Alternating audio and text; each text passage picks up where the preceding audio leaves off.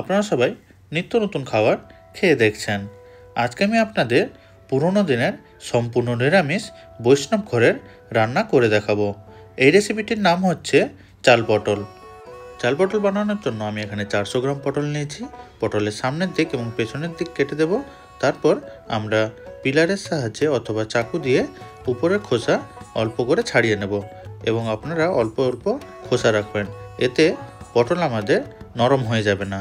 এবং মাঝখান থেকে আপনারা এরকম কাট করে দেবেন যাতে লবণ ভালোভাবে এর মধ্যে প্রবেশ হয়। আমরা পরিমাণ মতো লবণ দিয়ে দেব, দিয়ে ভালো করে মাখিয়ে নেব। এখানে আমি 1 কাপ গোবিন্দভোগ চাল নিয়েছি। চাল আমরা ভালো করে ধুয়ে নেব। তার সঙ্গে আমরা একটা মশলা তৈরি করে নেব। তার জন্য 2টো শুকনো লঙ্কা, একটা গরম মশলা কাঠ, 3 থেকে 4টি লবঙ্গ, 3 থেকে 4টি গোটা এলাচ, একটা তেজপাতা এবং 1 চা চামচ গোটা জিরে।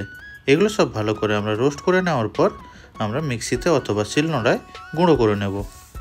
তারপর একটা কড়াইতে 1 বড় চামচ আমি ঘি দিয়ে দেব। ঘি গরম হয়ে গেলে আমরা যে পটলগুলো নুন মাখিয়ে রেখেছিলাম সেগুলো এর মধ্যে ভেজে নেব।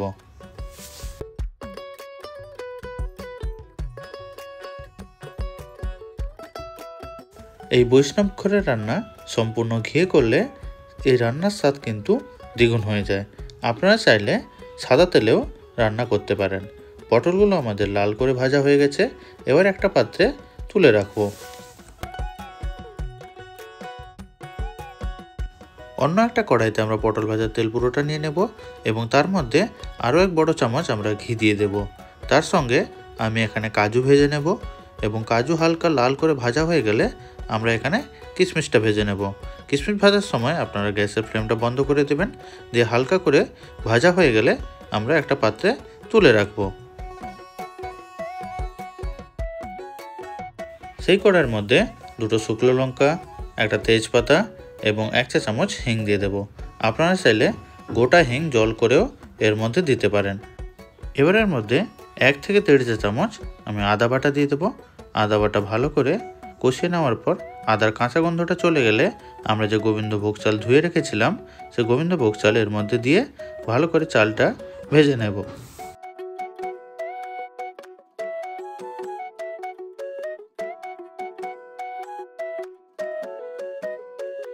চাল ভালো করে ভেজে নেওয়ার পর আমি এখানে 75 গ্রাম টক দই দিয়ে দিচ্ছি এবং আমরা যে মশলা গুঁড়ো করে রেখেছিলাম সেই গুঁড়ো মশলা এর মধ্যে পুরোটা দিয়ে দেব এবং 1/2 চা চামচ হলুদ গুঁড়ো দিয়ে দেবো, পরিমাণ মতন লবণ দিয়ে দেব, দিয়ে চালের সঙ্গে ভালো করে মিশিয়ে নেব।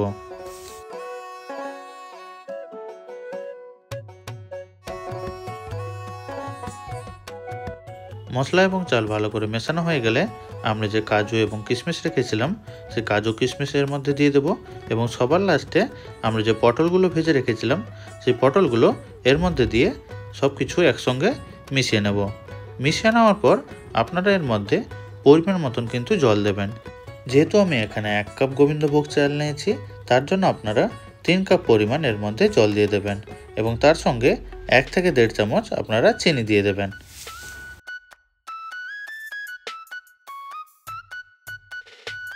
কাঁচা লঙ্কার ফ্লেভারের জন্য আপনারা 4 থেকে 5টা কাঁচা লঙ্কা এর মধ্যে দিয়ে দিতে পারেন। তারপর গ্যাসের ফ্লেম মাঝারি রেখে ঢাকা দিয়ে 15 থেকে 20 মিনিট রেখে দিন।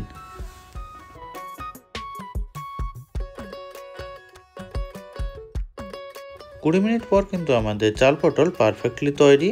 এই রেসিপিটি আপনারা বাড়িতে বানিয়ে খেয়ে দেখবেন এবং কমেন্ট করে জানাবেন কেমন খেতে হয়েছে। আপনারা সবাই ভালো থাকবেন, সুস্থ থাকবেন।